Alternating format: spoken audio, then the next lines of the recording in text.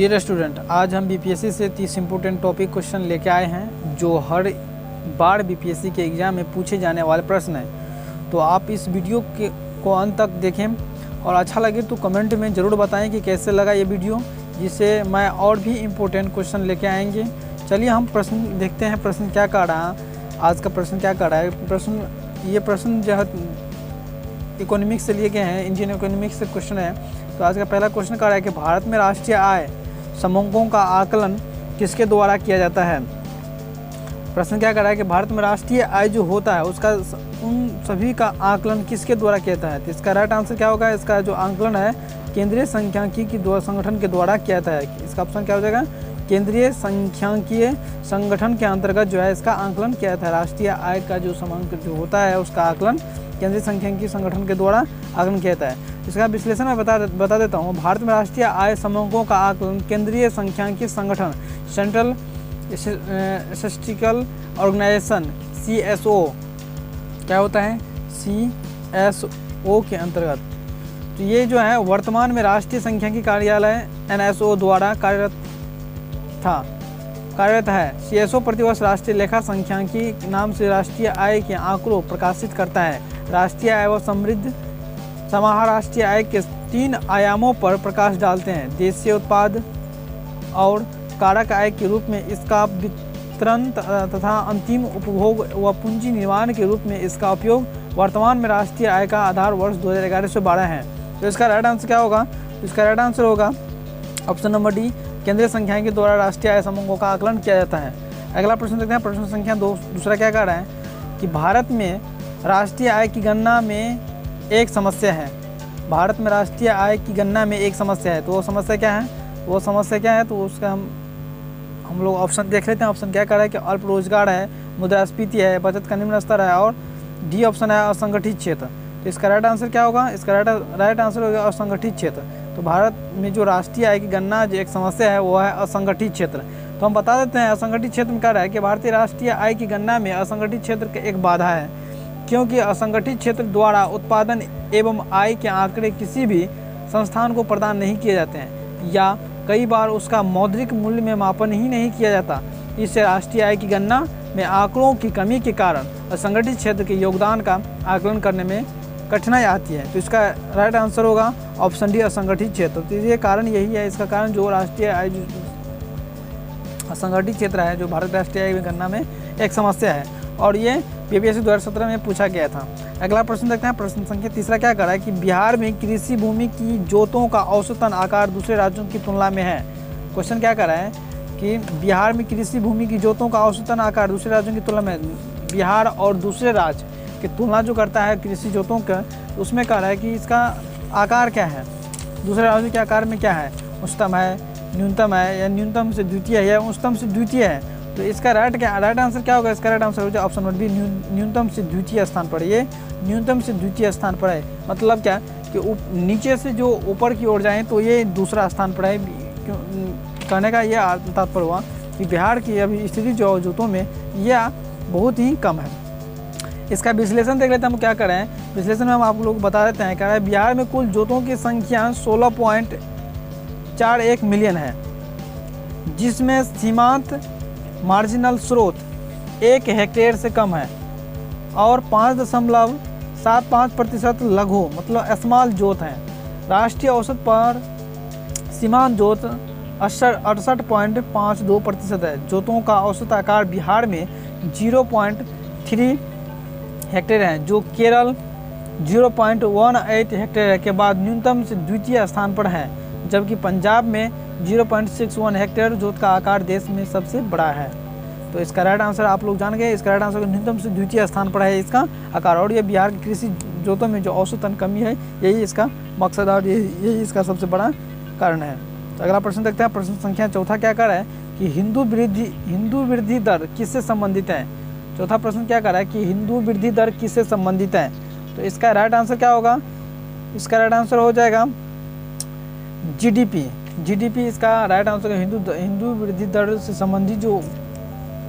संबंधित है वो है जीडीपी। तो हम आप लोग को बता देते हैं क्या कर रहा है कि प्रोफेसर राजकृष्ण ने वर्ष 1981 में अमेरिकन एसोसिएशन में बोलते हुए हिंदू वृद्धि दर का सर्वप्रथम प्रयोग किया था।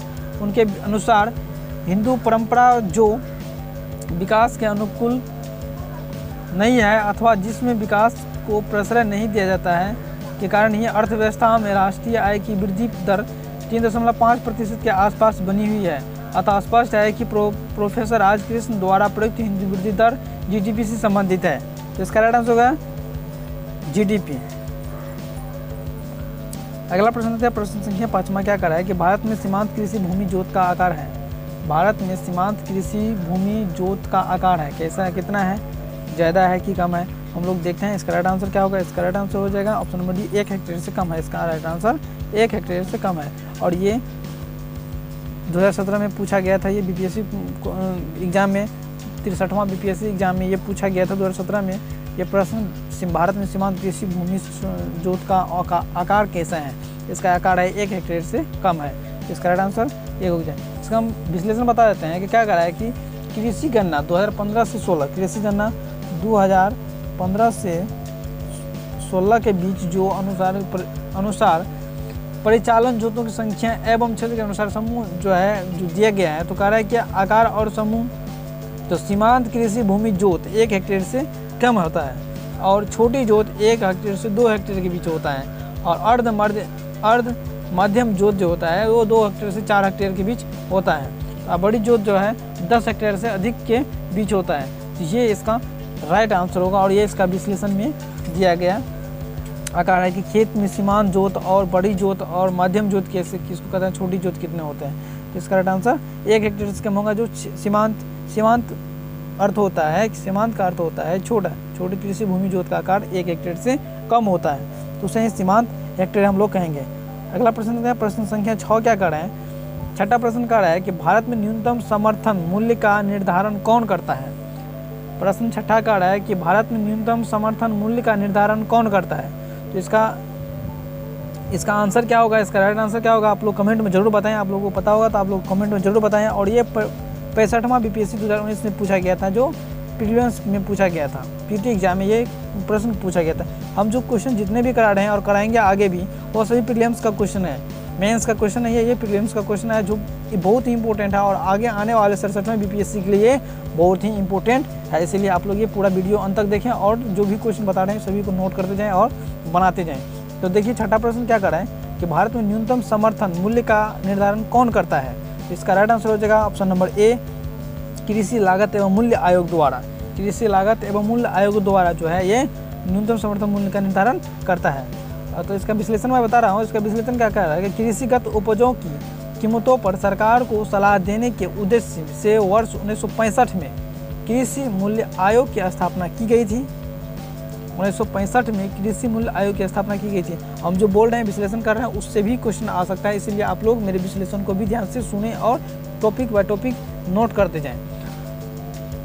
कह रहा है कि वर्ष 1985 में कृषि मूल्य आयोग का नाम बदलकर कृषि लागत और मूल्य आयोग कर दिया गया। पहले ये 1965 में जो स्थापना किया गया था, तो कृषि मूल्य आयोग की स्थापना की गई थी। 1965 में जो स्थापना की थी कृषि मूल्य आयोग के नाम से जाना जाता है। और यही नाम बदलकर 1985 में इसका नाम बदलकर कृषि लागत और मूल्य आयोग कर दिया गया है। इसका मुख्यालय नई दिल्ली में है। इसका मुख्यालय कहाँ है, नई दिल्ली में है। और इस संस्था द्वारा कुल 23 फसलों के मूल्यों की घोषणा की जाती है। कुल 23 फसलों की मूल्यों की घोषणा की जाती है, सरकार द्वारा कुल 25। तो इसका यही आंसर था और इसका ये विश्लेषण था। आप लोग जो भी देखे वो इम्पोर्टेंट है और ये बहुत ही लाजवाब प्रश्न है जो इस बार 67वें बीपीएससी के लिए इम्पोर्टेंट है। इसलिए आप लोग इस वीडियो को अंत तक देखें और अच्छा लगे तो शेयर भी करें, कमेंट करें कि आप लोग को ये वीडियो कैसा लगे। चलिए अगला प्रश्न देखते हैं। प्रश्न संख्या 7वां देखते हैं। प्रश्न संख्या 7वां क्या कर रहा है कि 7वां प्रश्न कर रहा है कि भारत में अर्थ शोधन निवारण अधिनियम कब से लागू हुआ।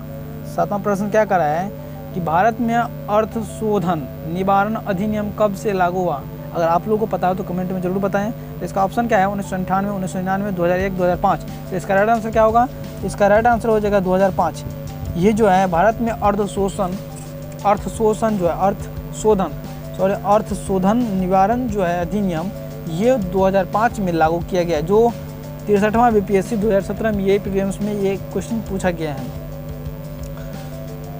अर्थ शोधन निवारण जो होता है उसका अधिनियम कब लागू किया गया? तो ये 2005 में लागू किया गया, ये 2005 में लागू किया गया। इसका विश्लेषण बता दूँ, भारत में अर्थ शोधन निवारण अधिनियम 2002, क्या 2002,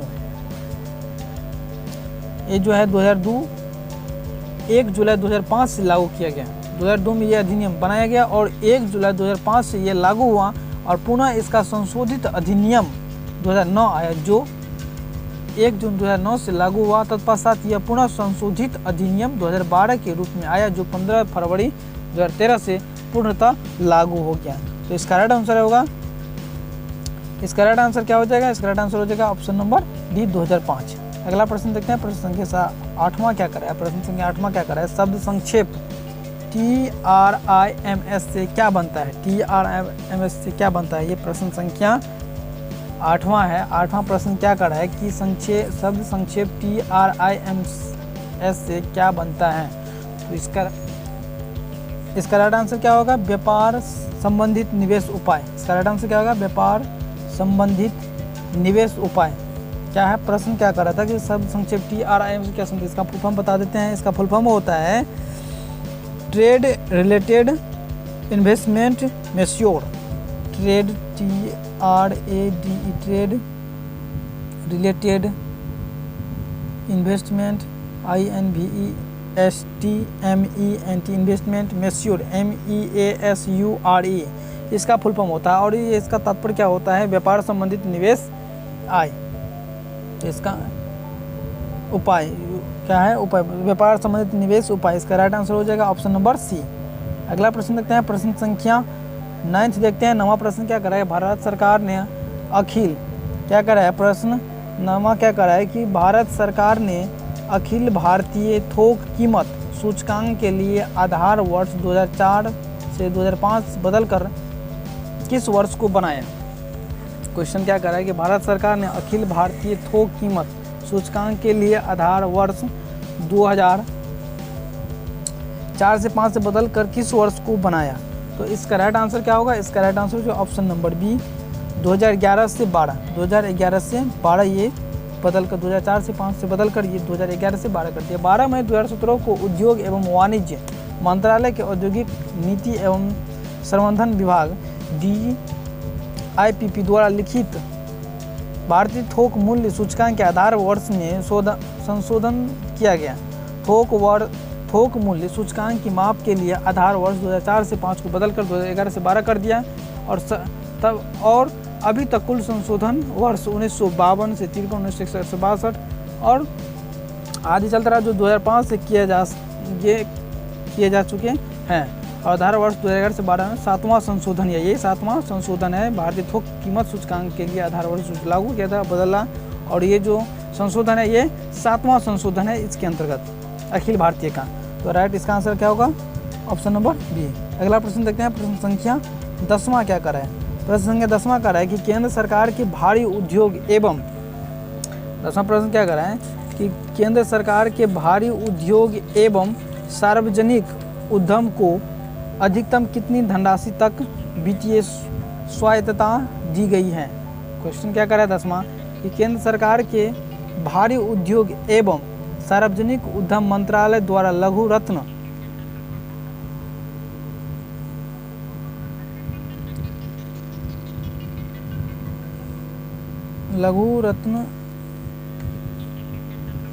प्रश्न देखिए फिर से क्या कर रहा है कि केंद्र सरकार के भारी उद्योग एवं सार्वजनिक उद्यम के अधिकतम कितनी धनराशि तक वित्तीय सहायता दी गई? तो इसका राइट आंसर क्या होगा? तो इसका राइट आंसर क्या होगा? इसका राइट आंसर का ऑप्शन नंबर डी।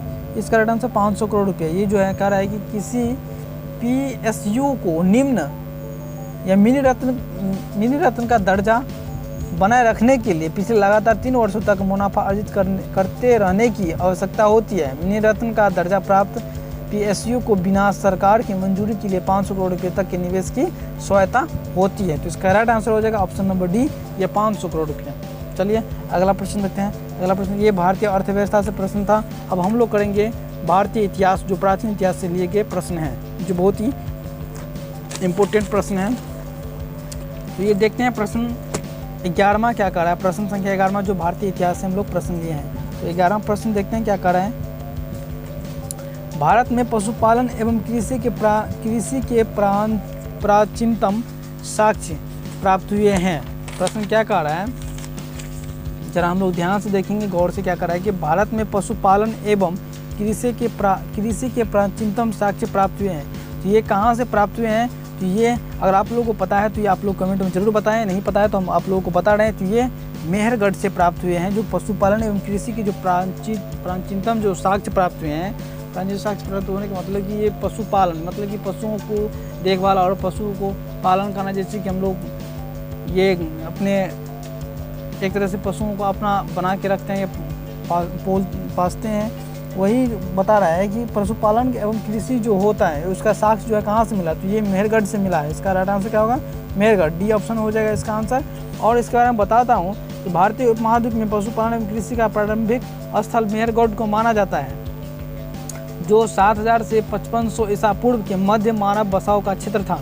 कुछ विद्वान मेहरगढ़ में पशुपालन का काल 8500 ईसा पूर्व क्या 8500 ईसा पूर्व से मानते हैं। नवीनतम खोजों के आधार पर भारतीय उपमहाद्वीप में प्राचीनतम कृषि साक्ष्य वाला स्थल उत्तर प्रदेश में संत कबीर नगर जिले में स्थित लहुरादेव है।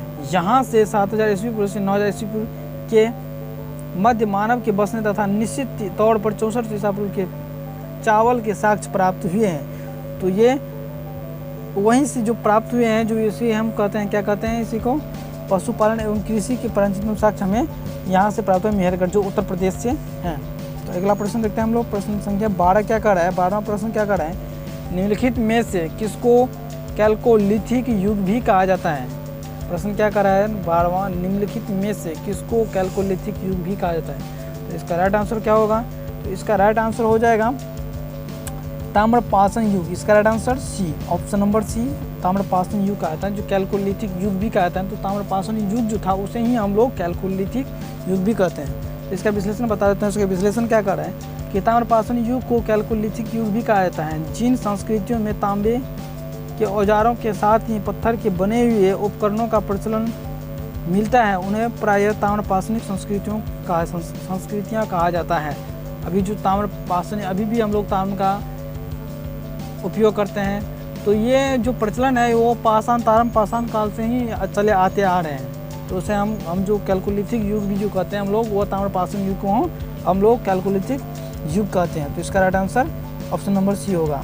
13वां प्रश्न देखते हैं हम लोग। 13वां प्रश्न क्या कर रहा है,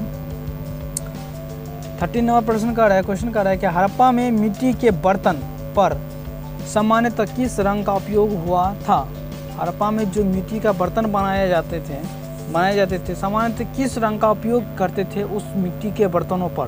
तो इसका आंसर आप लोगों को अगर पता हो तो आप लोग कमेंट में जरूर बताएं। तो बताएं, हम बता रहे हैं। इसका राइट आंसर क्या होगा, इसका राइट आंसर होगा ए, ऑप्शन ए, लाल रंग। लाल रंग का जो है क्या करते थे, ये मिट्टी के जब बर्तन बनाते थे उस पर जो रंग जो लगाए जाते थे, रंग का जो लेप लगाते थे वो लाल रंग का लेप लगाए जाते थे। इसका राइट आंसर हो जाएगा ऑप्शन नंबर ए। अगला प्रश्न देखते हैं, प्रश्न संख्या 14। 14वां प्रश्न का है कि सिंधु घाटी सभ्यता की सबसे महत्वपूर्ण विशेषता क्या है। क्वेश्चन का है कि सिंधु घाटी सभ्यता की सबसे महत्वपूर्ण विशेषता क्या है। तो सिंधु घाटी सभ्यता की जो सबसे महत्वपूर्ण विशेषता है वो क्या है, तो वो है इसका पक्की ईंट से बनी इमारत। वहाँ जो इमारतें बनी थी वो उस समय क्या करते थे, उतना लोग को उतना समझ नहीं होने के कारण लोग वैसे घर बना के रहते थे। जब जैसे जैसे मानव का परिवर्तन हुआ, जैसे जैसे मानव में विकसित होते गया, वो अपने दिमाग के साथ साथ हर चीज़ को परिवर्तन करते गए। तो ये सिंधु घाटी की सभ्यता में सबसे महत्वपूर्ण विशेषता यही मिला। वहाँ पर खोजने के बाद जो रिसर्चर ने वहाँ पर खोजा, तो वहाँ पर खोजने के बाद वहाँ पता चला कि पक्की ईंट से बनी इमारत उन लोगों ने महत्वपूर्ण स्थान दिया और ये विशेषता के रूप में इसको देखा। सिंधु घाटी सभ्यता की प्रमुख विशेषता नगर के नियोजन को माना जाता है। यहाँ नगर और कस्बे एक निश्चित योजना के अनुसार बसाए जाते थे। पक्की ईंट से बनी इमारतों में मोहनजोदड़ो का विशाल स्नानगार व अन्नागार प्रमुख है। इनकी सतह पक्की ईंटों की है, जिसे जिप्सम तथा मोर्टार द्वारा जोड़ा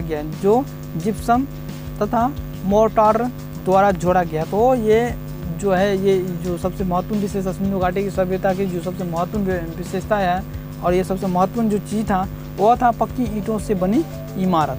तो इसका राइट आंसर होगा ऑप्शन नंबर ए, पक्की ईंट से बनी इमारत। अगला प्रश्न देखते हैं, प्रश्न संख्या 15वां क्या कर रहा है। 15 नंबर क्वेश्चन कर क्या कर रहा है, निम्नलिखित में से कौन सा एक हड़प्पा का बंदरगाह है। प्रश्न कर रहा है कि निम्नलिखित में से कौन सा एक हड़प्पा का बंदरगाह है। तो इसका राइट आंसर क्या होगा, तो इसका राइट आंसर हो जाएगा option number B, Lothal. Lothal जो है क्या है, हड़प्पा का एक बंदरगाह है। बंदरगाह जानते हैं जैसे कि अभी सभी बंदरगाह है। तो इसका राइट आंसर क्या है, एक जो कह रहा है कि निम्नलिखित में से कौन सा एक हड़प्पा का बंदरगाह है। तो इसका बंदरगाह जो है ये लोथल है, जो एक बंदरगाह था जो हड़प्पा सभ्यता जिस काल में था, उस काल में जो प्राचीन इतिहास था, उस समय जो दौर था, उस समय के एक बंदरगाह था जो लोथल। अभी इन लोगों का नाम बदल चुका है। तो इसका राइट आंसर क्या होगा, लोथल। कह रहा है कि हड़प्पा नगर लोथल गुजरात के अहमदाबाद जिले में भगवा नदी के किनारे स्थित है। ये हड़प्पा जो नगर है ये लोथल, हड़प्पा नगर जो था ये लोथल गुजरात के अहमदाबाद जिले में भगवा नदी के किनारे स्थित है। यहाँ की सर्वाधिक महत्वपूर्ण उपलब्धि हड़प्पा कालीन बंदरगाह है। यहाँ की जो सर्वाधिक क्या कहते हैं महत्वपूर्ण उपलब्धि था जो वो हड़प्पा कालीन बंदरगाह था। इसका राइट आंसर हो जाएगा लोथल। अगला प्रश्न देखते हैं हम लोग, प्रश्न संख्या 16 क्या कर रहे हैं, 16वां प्रश्न क्या कर रहे हैं,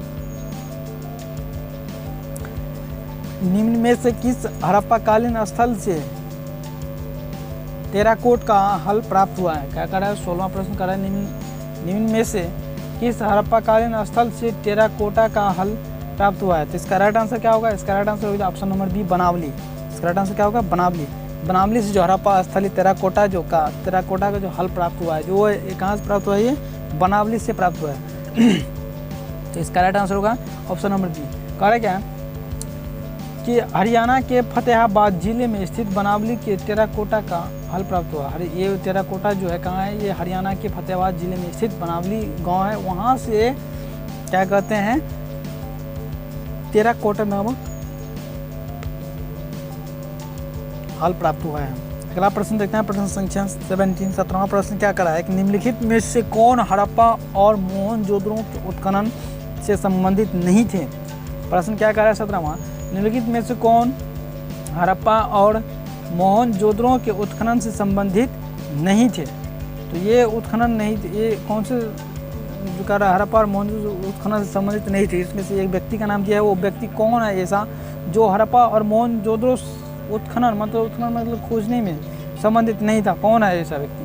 तो इसका right answer option number D, V.A. Smith. इसका राइट आंसर क्या होगा, option number D, V.A. Smith, जो क्या करा है कि वर्ष 1921 में दयाराम साहनी ने हड़प्पा का सर्वेक्षण किया। वर्ष 1926 से 27 से वर्ष 1933-34 में माधव स्वरूप वत्स हड़प्पा के उत्खनन कार्य से संबंधित रहे।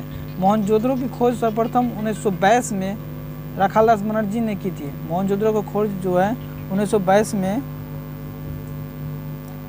में क्या कहते हैं 1922 में राखालदास बनर्जी ने की थी। इसके पुरातात्विक महत्व की ओर ध्यान आकर्षित किया और अतिरिक्त कुछ अन्य विद्वान के दीक्षित, अर्नेस्ट मैके, R.L. स्टीन, ए घोष, J.P. जोशी आदि ने इस सभ्यता की खोज में महत्वपूर्ण योगदान दिया। अतः स्पष्ट है कि V.A. स्मिथ हड़प्पा सभ्यता की खोज से संबंधित नहीं रहे, बल्कि ये भारतीयविद एवं कला इतिहासकार के रूप में प्रसिद्ध थे। तो इसका राइट आंसर हो जाएगा V.A. स्मिथ। अगला क्वेश्चन देखते हैं, प्रश्न संख्या 18वां क्या कर रहा है। प्रश्न संख्या 18वां कह रहा है कि प्रसिद्ध 10 राजाओं का युद्ध किस नदी के तट पर लड़ा गया। 18वां प्रश्न क्या कर रहा है कि प्रसिद्ध 10 राजाओं का युद्ध किस नदी के तट पर लड़ा गया। तो देखते हैं हम लोग क्या है ये कौन से नदी पर प्रति 10 राजाओं का युद्ध लड़ा गया। कह रहा है कि 10 राज्य युद्ध, मतलब 10 राजाओं का युद्ध को 10 राज्य युद्ध भी कहा जाता है। क्या कहा जाता है, 10 राज्य युद्ध भी कहा जाता है, जो 10 राजाओं का युद्ध का है। कह रहा प्रोसू नदी वर्तमान में रावी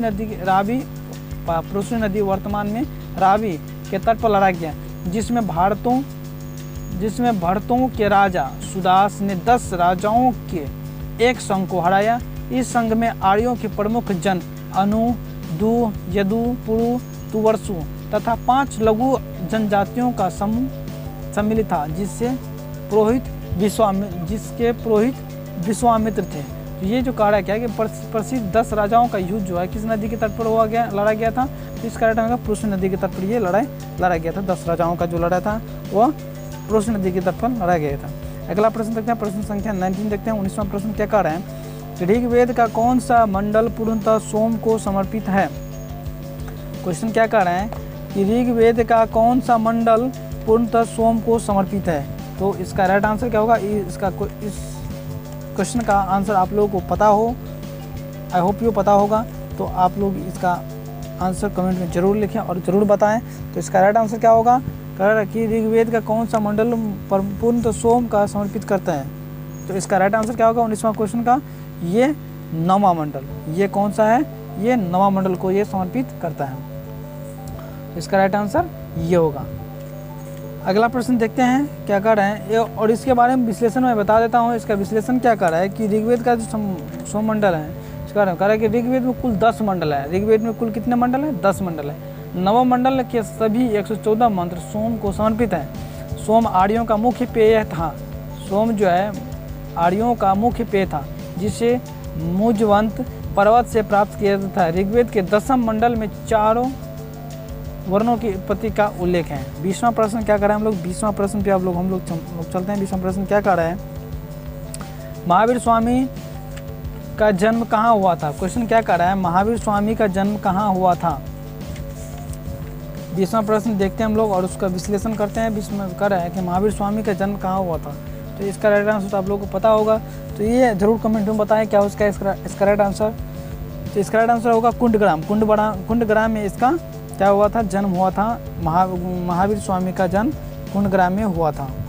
इसका विश्लेषण बता दो, महावीर स्वामी का जन्म कुंडग्राम या कुंडल ग्राम में वैशाली के निकट जो है, इसका क्या कहते हैं, वैशाली के निकट लगभग 599 ईस्वी में हुआ था। इनकी माता त्रिशला वैशाली के लिच्छवी गणराज्य के प्रमुख चेटक की बहन थी तथा पिता सिद्धार्थ तज्ञ क्षत्रियों के संघ के प्रधान थे, जो उनके बड़े भाई नंदीवर्धन थे। और महावीर स्वामी का जन्म 500 ईसा पूर्व उद्धत है। इसी आधार पर अनेक अन्य प्रकाशकों ने यही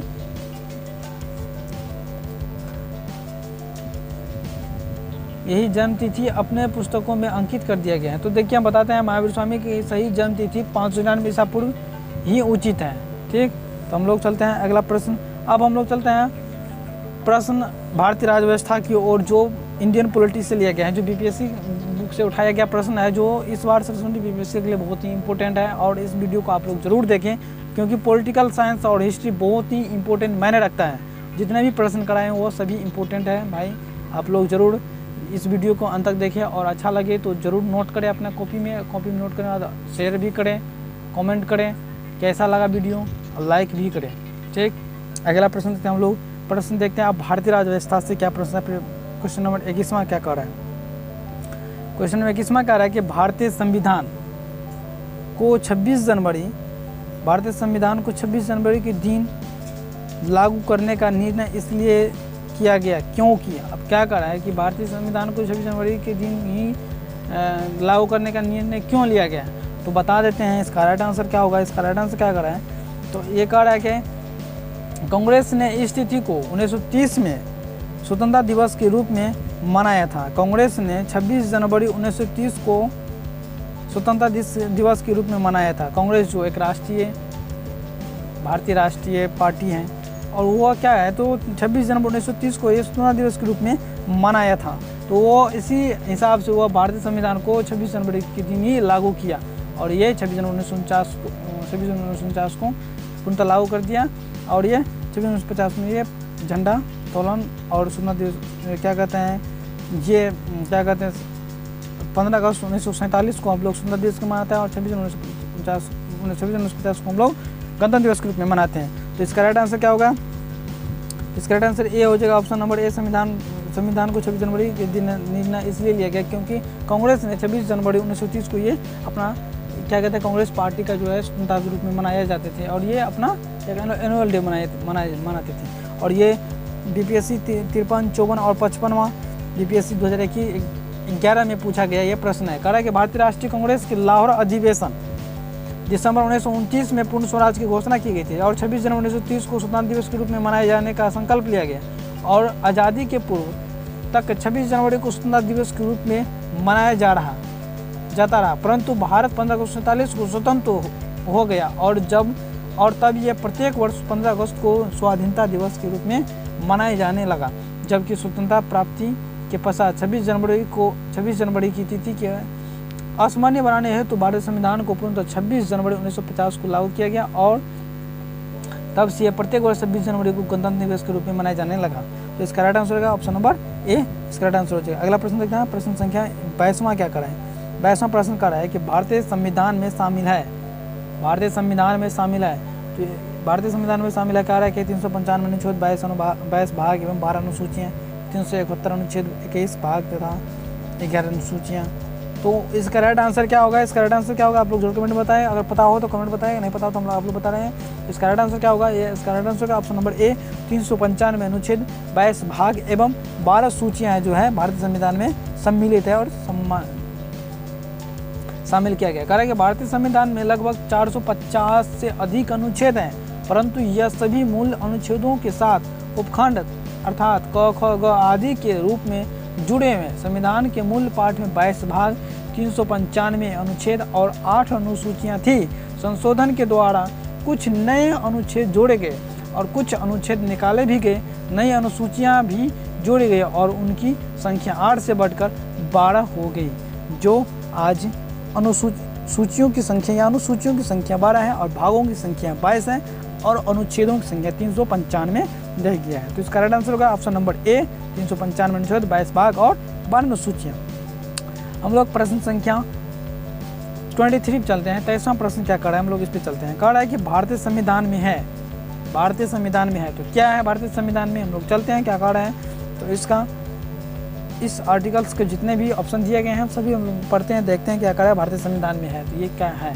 तो भारतीय संविधान में 400 से अधिक आर्टिकल्स हैं, मतलब अनुच्छेद हैं। भारतीय संविधान में 400 से अधिक अनुच्छेद हैं। कह रहा है क्या भारतीय संविधान में है, तो 300 आर्टिकल्स अनुच्छेद, ये गलत, ये भी गलत। कह रहा है कि 350 आर्टिकल्स अनुच्छेद, ये भी गलत। 400 से अधिक आर्टिकल्स अनुच्छेद, ये सही, ये है। और 500 आर्टिकल अनुच्छेद, नहीं, ये गलत। तो ये इसका राइट आंसर होगा 400 से अधिक आर्टिकल्स, ये भारतीय संविधान में उच्छेदित है। तो इसका राइट आंसर होगा ऑप्शन नंबर सी। तो अगला प्रश्न देखते हैं हम लोग, प्रश्न संख्या 24 देखते हैं क्या कर रहा है। 24 निम्न शब्दों पर विचार करें, क्या कर रहा है। निम्न शब्द दिए गए हैं, शब्द ए में है समाजवादी, बी में है प्रजातांत्रिक, सी में है सार्वभौमिक और डी में है धर्मनिरपेक्ष। तो हम इन शब्दों पर विचार करेंगे कि 24 नंबर प्रश्न कह रहा है क्या। तो हम लोग चलते हैं, देखते हैं क्या रहा है कि भारतीय संविधान की प्रस्तावना में भारत को एक सार्वभौमिक, समाजवादी, धर्मनिरपेक्ष, प्रजातांत्रिक गणतंत्र के रूप में घोषित किया गया था। और उल्लेखनीय है कि भारतीय संविधान में पंथ निरपेक्ष शब्द का उल्लेख किया गया, न कि धर्मनिरपेक्ष का। तो इसका जो इन शब्दों को है क्रम में जोड़ेंगे और क्रम में सही शब्द को जोड़ते हुए हम रखेंगे क्या कर रहे हैं ये इसका क्रम। तो इसका राइट आंसर क्या हो जाएगा, तो इसका right answer option number A C. पहले है सार्वभौमिक, उसके बाद आएंगे हम लोग समाजवादी, इसके बाद हम लोग आएंगे धर्मनिरपेक्ष, इसके बाद हम लोग आएंगे प्रजातांत्रिक। सॉरी, यहाँ पर डी हो जाएगा, इसका ये ऑप्शन डी हो जाएगा। यहाँ पर ये गलत लिखा गया था भाई, आप लोग उतना नहीं देंगे, कमेंट मत गलत बोलिएगा क्योंकि यहाँ पर और लिखने में थोड़ा प्रॉब्लम हो गया, सॉरी। तो यहाँ पर ऑप्शन नंबर डी हो जाएगा। तो पहले क्या करा है कि पहले सार्वभौमिक, इसके बाद समाजवादी, इसके बाद धर्मनिरपेक्ष, इसके बाद प्रजातांत्रिक। ये इसका राइट आंसर है ऑप्शन नंबर ए।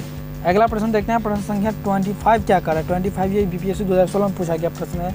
25 कर रहा है भारतीय संविधान की प्रस्तावना में समाजवादी शब्द किस संशोधन के तहत जोड़ा गया है। कह रहा है क्वेश्चन क्या है कि भारतीय संविधान के प्रस्ताव में समाजवादी शब्द किस संशोधन के तहत जोड़ा गया है। तो इसका राइट आंसर क्या होगा, आप लोगों को अगर पता है तो बताएं जरूर, नहीं तो हम बता रहे हैं। ये इसका राइट आंसर का 42वां संशोधन के अंतर्गत जो है समाजवादी शब्द को जोड़ा गया। 42वां संशोधन के अंतर्गत जो है ये समाजवादी शब्द को जोड़ा गया। कह रहा है कि 42वां संविधान संशोधन अधिनियम 1976 द्वारा भारतीय संविधान के प्रस्ताव में समाजवादी, पंथ निरपेक्ष और अखंडता शब्द को जोड़ा गया। ये भारतीय संविधान में जो भारतीय संविधान की प्रस्तावना है ये 1976 में 42वां संशोधन के अंतर्गत जो है ये समाजवादी शब्द को जोड़ा गया। तो अगला प्रश्न देखते हैं, प्रश्न संख्या 26 क्या करें? 26 प्रश्न देखते हैं हम लोग। एक नया राज्य बनाने में संवैधानिक संशोधन के लिए कैसा बहुमत चाहिए? कह रहा है क्या है कि एक नया राज्य बनाने में संवैधानिक संशोधन के लिए कैसा बहुमत चाहिए? तो 26वां क्वेश्चन कह रहा है, तो इसका कैसा संशोधन चाहिए? साधारण। क्या चाहिए? साधारण बहुमत चाहिए। इसका राइट आंसर क्या होगा? ये साधारण बहुमत होना चाहिए। एक नया राज्य बनाने में संवैधानिक संशोधन का कैसा बहुमत होना चाहिए? तो ये साधारण होना चाहिए। हम आप लोगों के विश्लेषण में बताया कि नए राज्यों के निर्माण के लिए संशोधन हेतु अनुच्छेद 368 के तहत विशेष प्रक्रिया संविधान संशोधन प्रक्रिया को अपनाई नहीं जाती है। संसद साधारण बहुमत से नए राज्यों के निर्माण कर सकती है तथा संविधान के अनुच्छेद 4 और 2 भाग के अनुसार इस प्रकार की विधि के अनुच्छेद 368 के प्रयोजनों के लिए संविधान का संशोधन नहीं समझी जाती हैं। और ये तब निर्णय लिया जाता है जो ये संसद में साधारण बहुमत की आकलन किया जाए और ये साधारण रूप से एक बहुमत प्राप्त हो, तभी एक नए राज्य की गठन किए जा सकते हैं। तो इसका चलिए हम लोग चलते हैं प्रश्न संख्या 27वां क्या कर रहा है कि कह रहा क्या है कि उच्चतम न्यायालय की व्यवस्था अनुसार निजी भवनों के ऊपर राष्ट्रीय झंडे को फहराने ... के तहत हर नागरिक का मौलिक अधिकार है। क्वेश्चन क्या कर रहा है कि उच्चतम न्यायालय की व्यवस्था अनुसार निजी भवनों के ऊपर राष्ट्रीय झंडों को फहराने ... के तहत हर नागरिक का अधिकार मौलिक अधिकार है। तो इसका राइट आंसर क्या होगा? इसका राइट आंसर आप लोग जरूर कमेंट बताइए। इसका right answer option number B. ये ऑप्शन नंबर बी संविधान का अनुच्छेद 19 भाग 1 खंड और 1 के अंतर्गत जो ये उच्चतम न्यायालय के अनुसार ये हर व्यक्ति का मौलिक अधिकार है जो अपने निजी भवनों पर झंडा फहराने का अनुमति मिल सके, और ये इसका मौलिक अधिकार है। ये अनुच्छेद 19 के तहत, भारतीय संविधान अनुच्छेद 19 के तहत। तो इसका राइट आंसर का ऑप्शन नंबर बी। इसका राइट आंसर का ऑप्शन नंबर बी। अगला प्रश्न देखते हैं। प्रश्न संख्या 28 क्या करें? 28वां प्रश्न क्या करें? भारतीय संविधान में संशोधन करके शिक्षा का अधिकार कब जोड़ा गया? भारतीय संविधान में संशोधन करके शिक्षा का अधिकार कब जोड़ा गया? तो इसका राइट आंसर क्या होगा? आप लोग कमेंट में जरूर बताएं, हम आप लोगों को बता रहे हैं। इसका राइट आंसर होगा 1 अप्रैल 2010। 1 अप्रैल 2010 भारतीय संशोधन किया गया। 1 अप्रैल 2010 को भारतीय संविधान को संशोधन किया गया और उसके अनुसार शिक्षा का अधिकार जोड़ा गया। तो हम आप लोगों को ये बता देते हैं कि क्या कर रहा है कि कह रहा है क्या 66वें संविधान संशोधन अधिनियम 2002 के द्वारा संविधान के भाग 3 में नया अनुच्छेद 21 के क जोड़ा गया, जिसके अनुसार राज्य 14 वर्ष की आयु के सभी बालकों को निःशुल्क और अनिवार्य शिक्षा की व्यवस्था कराएगा। इस अनुक्रम में शिक्षा का अधिकार ने अधिनियम 2009 संसद द्वारा पारित किया गया जो अप्रैल 2010 से पूर्णतः लागू हुआ। तो इसका राइट आंसर होगा ऑप्शन नंबर ए। अगला प्रश्न देखते हैं। प्रश्न संख्या 29 क्या करें? 29 भारत के संविधान में मौलिक कर्तव्य किस संविधान संशोधन के द्वारा जोड़ा गया? क्वेश्चन क्या कर रहे हैं? भारत के संविधान में मौलिक कर्तव्य किस संविधान संशोधन के द्वारा जोड़ा गया? तो इसका राइट आंसर क्या होगा? 29वां प्रश्न है। प्रश्न संख्या 29 क्या कर रहे हैं? तो इसका राइट आंसर क्या होगा? आप जरूर कमेंट में बताएं। हम बता रहे हैं आप लोगों को कि भारत के संविधान में जो मौलिक कर्तव्य है जो है वह संविधान संशोधन 42वें संविधान संशोधन के अंतर्गत जो ये जोड़ा गया मौलिक कर्तव्य को, ये 42वां संविधान संशोधन के तहत ये मौलिक कर्तव्य को जोड़ा गया। इसका राइट आंसर हो जाएगा ऑप्शन नंबर बी। भारत के नागरिकों के मूल कर्तव्यों का विवरण संविधान के भाग 4 के क में अनुच्छेद 51 के तहत दिया गया है। इससे 42वें संशोधन 1976 द्वारा संविधान में जोड़ा गया था। और ये देखिए 48 से 52 बीपीएससी 2008 में और 48वां बीपीएससी 2001 में भी पूछा गया था ये प्रश्न। जो अभी जितने भी प्रश्न करा रहा हूँ सभी बहुत ही इम्पोर्टेंट है, जो एग्जाम में बार बार पूछे गए प्रश्न है। और हो सके होता है क्या 10 से 15 साल 5 साल के जो डिफरेंट क्वेश्चन होता है वही क्वेश्चन को थोड़ा रिवाइज कराते जाते हैं, टॉपिक बाय टॉपिक लाते जाते हैं। तो आप लोग ये क्वेश्चन को इम्पोर्टेंट जो जितने भी इम्पोर्टेंट प्रश्न है उन सभी क्वेश्चन को आप लोग ध्यान से पढ़िए और देखिए। तो हम लोग चलते हैं अगला प्रश्न संख्या 30 क्या कर रहे हैं? 30वां प्रश्न क्या 30 प्रश्न संख्या 30 क्या कर रहे हैं? कह रहा क्या कि राष्ट्रीय सुरक्षा समिति का प्रधान होता है। राष्ट्रीय सुरक्षा समिति का प्रधान कौन होता है? प्रश्न संख्या 30वां देखिए कह रहा है कि राष्ट्रीय सुरक्षा समिति का प्रधान कौन होता है? जैसे राष्ट्रीय सुरक्षा समिति का प्रधान कौन होता है? ये प्रधानमंत्री होता है। कौन होता है? ये प्रधानमंत्री होता है। राष्ट्रीय सुरक्षा समिति का प्रधान कौन होता है? ये प्रधानमंत्री होता है। जो देखिए 53 से लेकर 55 बीपीएससी 2021 तक में पूछा गया है, 2011 में पूछा गया है। कह रहा है कि राष्ट्रीय सुरक्षा समिति का प्रधान या अध्यक्ष प्रधानमंत्री ही होता है, तो इसका राइट आंसर हो जाए ऑप्शन नंबर बी। चलिए, ये वीडियो कैसा लगा आप लोग ज़रूर कमेंट में बताएं, जिससे मेरा भी मनोबल बढ़े और हम आगे भी इसी तरह की और इम्पोर्टेंट क्वेश्चन लेके आएँ जो आप लोगों के लिए बहुत ही हेल्पफुल और इम्पोर्टेंट हो। धन्यवाद।